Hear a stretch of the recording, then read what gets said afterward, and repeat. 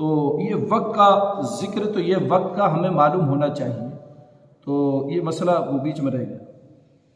تو یہ ذہن میں بات رکھنا، فجر کی جماعت ہونے کے بعد بھی جب تک سورج طلوع ہونا شروع نہیں ہوا، جب تک سورج طلوع ہونا شروع نہیں ہوا، جیسے اب گھڑی کے اندر ہمارے 7:04 کتنا آ رہا ہے، 6 منٹ آ رہا ہے۔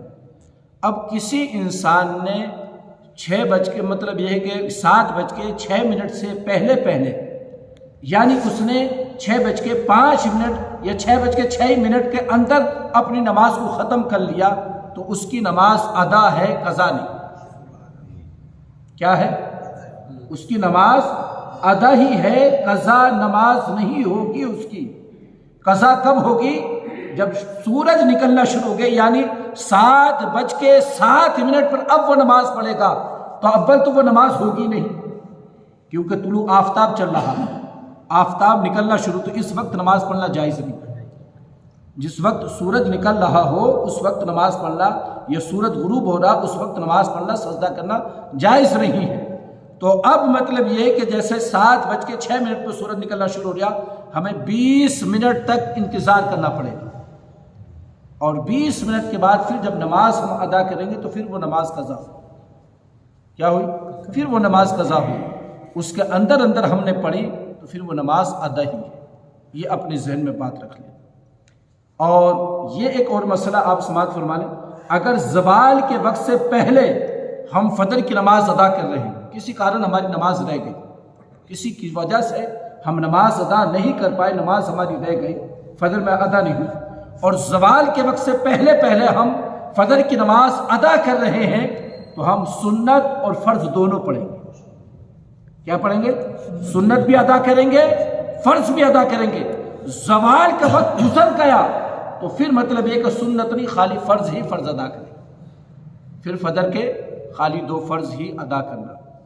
تو یہ وقت کا ذکر مطلب یہاں سے ہمارا شروع ہو رہا ہے، اور انشاءاللہ مطلب یہ ہے کہ آگے چلنے کے بعد اور بھی مطلب یہ کہ ظہر کا وقت ظہر کے حساب سے آپ کو بتانے کی کوشش کی جائے گی۔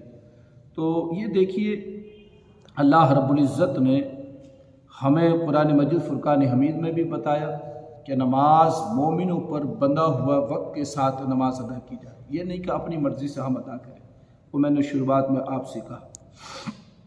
مگر ایک بات دوستو قابل غور ہے، جب میں یہ وقت کا بات پڑھتا ہوں نا، تو نظام شریعت کے اندر مفتی سید غلام جیلانی میرٹھی رحمۃ اللہ علیہ نے بڑی ایک لطیف بات لکھی ہے وقت کے تعلق سے اور نماز کے تعلق سے۔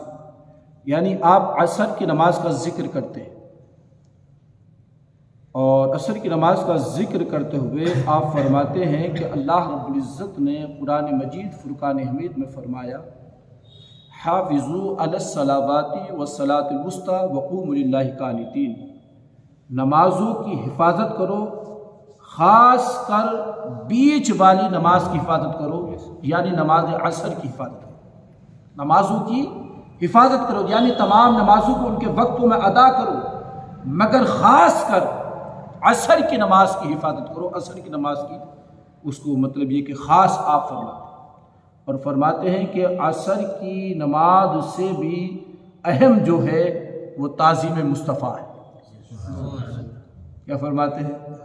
ہاں، عصر کی نماز سے بھی اہم جو ہے وہ تعظیم مصطفیٰ۔ پھر علامہ صاحب اس جگہ فرماتے ہیں، اور وہ سیدنا حضرت علی شیر خدا رضی اللہ تبارک و تعالیٰ کا وہ واقعہ جو آپ کی مطلب یہ کہ غزوہ خیبر سے واپس آتے ہوئے نماز آپ کی رہ گئی تھی، اس کو مطلب یہ کہ آپ پیش کرتے ہیں کہ اگر نماز زیادہ اہم ہوتی اور تعظیم رسول زیادہ اہم نہیں ہوتی تو حضرت علی شیر خدا جگاتے تھے اللہ کے رسول کہ آپ جاگ جائیے، میری نماز جا رہی، جگاتے اتنی جگاتے تھے کہ بھئی آپ اٹھیے۔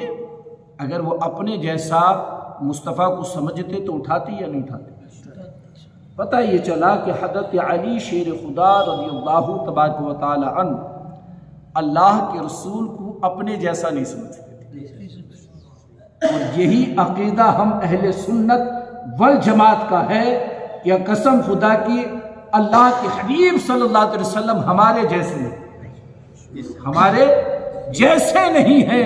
اس لیے تو حضرت علی شیر خدا رضی اللہ تبارک و تعالیٰ نے اپنی نماز قضا کرنا گوارا کیا، مگر مصطفیٰ کو جگانا گوارا نہیں کیا۔ مصطفیٰ کو جگانا گوارا نہیں کیا۔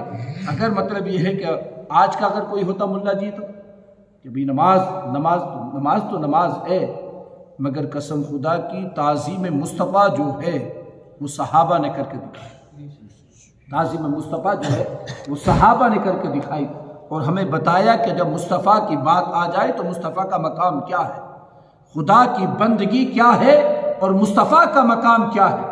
تو یہ صحابہ نے ہمیں بتایا ہے، کوئی ہم نے اپنی مرضی سے نہیں کرا۔ ہم نے تعظیم مصطفیٰ جو کری ہے ہم نے اپنی مرضی سے نہیں کری، ہم نے صحابہ کے طریقوں کو دیکھا، ہم نے مصطفیٰ کو ویسے مانا۔